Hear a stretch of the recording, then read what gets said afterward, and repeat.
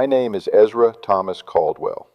I was born on the 14th day of March in the year 1833 in Grayson County, Virginia, on 108 acres of hill country along the New River bottomland. I am 81 years old as I speak these words, and I have carried one thing longer than I have carried anything else in this life. The last time I saw my mother alive, I left her standing in the doorway. I did not say goodbye. I did not look back. She was dead before that winter was finished. And I have not had a single morning in 40 years where that fact did not find me before I was fully awake. But to understand how a man could leave his mother standing in a doorway without looking back, you must first understand the world I came from. Grayson County in those years was not a gentle place. It was honest in the way that hard country is always honest. The land gave back only what you put into it, and sometimes not even that. My father, Silas Caldwell, worked 108 acres of slope and bottomland. Some years the corn came up fine. Some years the ground was more rock than soil, and you worked from first light to last light for a yield that barely fed the family through March. We were not destitute. We were simply people who did not mistake work for punishment. It was simply what life required. My mother, Ruth Ann Caldwell, née Horn, was a woman of firm disposition and few wasted words. She was tall, narrow through the shoulders, with hands that were never in my memory entirely still. She cooked, she mended, she kept the household accounts in a small ledger she had brought from her own mother's house in Wythe County. She showed affection the way most women of that generation showed it, through what was done, not what was said. The bread was warm when you came in from the cold. That was her language. I understood it perfectly. There were 4 of us children. I was the second born. My brother Harlan was 5 years my senior, and had the constitution of a man built for distance. He was always looking at the far edge of things, always measuring how far his boots could take him. My sister Clara came after me, and then young William, who died of a fever in the winter of 1847, and is buried in the county churchyard 8 miles from where that house once stood. My mother never fully recovered from losing William. She did not say so, but I knew. Children always know the things their parents will not speak aloud. When my father died in the spring of 1861, the war was already beginning to make its noise in the distance. Harlan went with it. He enlisted in the spring, and we did not see him again until the autumn of '65, and when he came back, he was not the same man who had left, though I suppose none of them were. During those years, it was my mother and Clara and myself who kept the farm. I was 28 years old. I had strength then, and purpose, and a certain kind of pride that I have since come to regard with less admiration than I once did. My mother and I worked well together in those war years. We did not speak much. We did not need to. I knew what she needed before she asked. She knew what I was capable of before I demonstrated it. There was an ease between us in those years that I have tried many times since to understand fully. It was the ease of 2 people who are alike in their stubbornness and do not yet know it. The fault line appeared slowly, as fault lines do. By 1870, my mother was 61 years old, and I had married Margaret Lowe of Carroll County and brought her to the farm. Margaret was a capable woman, an honest woman. My mother regarded her with a politeness that was precise and therefore cold. She never said an unkind word about Margaret.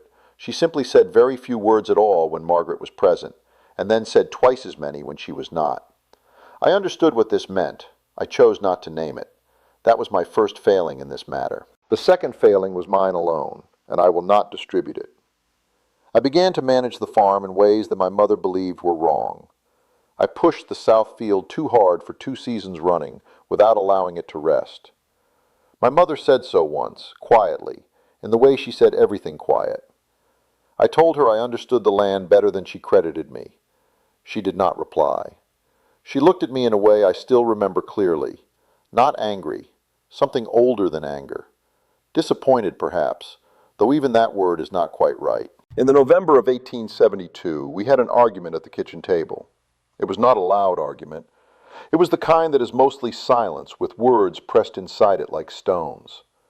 She said that I had taken the farm and made it mine without acknowledging what it had cost her to hold it during the war years. I said that everything I had done was in service of this family's security. She said that a man who could not say thank you to his own mother understood nothing of what a family required. I stood up from the table. I put on my coat. I told her I needed air and that we would speak again in the morning when I was more settled. I walked out the door. She followed me to the doorway. She did not call after me. She simply stood there. I walked to the road. I told myself I would be back within the hour. I told myself the morning would settle it, the way mornings sometimes do. I walked 3 miles east to my brother-in-law's place, and I stayed 2 nights.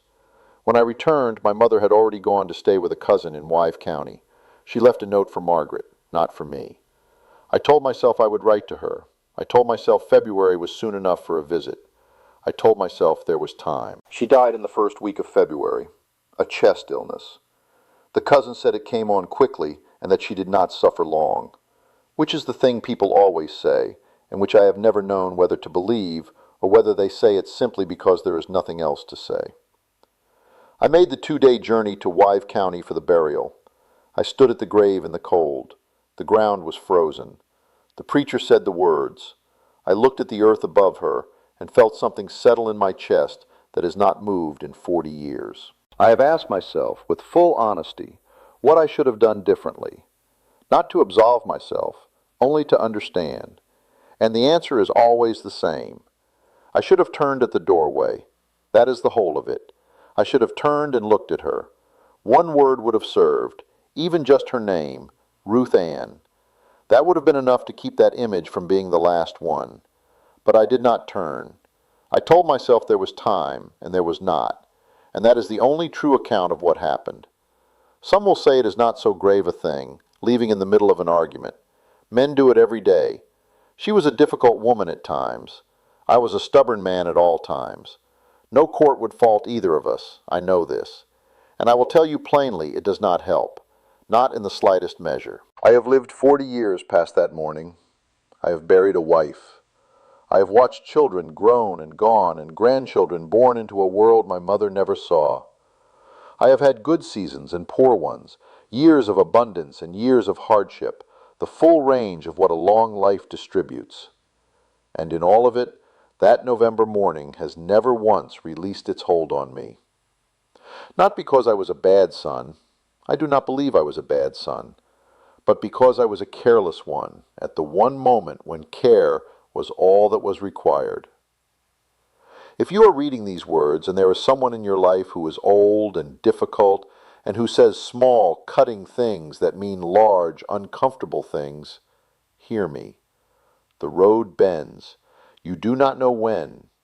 You turn around one day and the doorway is empty, and it will be empty for the rest of your life, and there is no word in any language that is adequate to what that silence costs. I never looked back.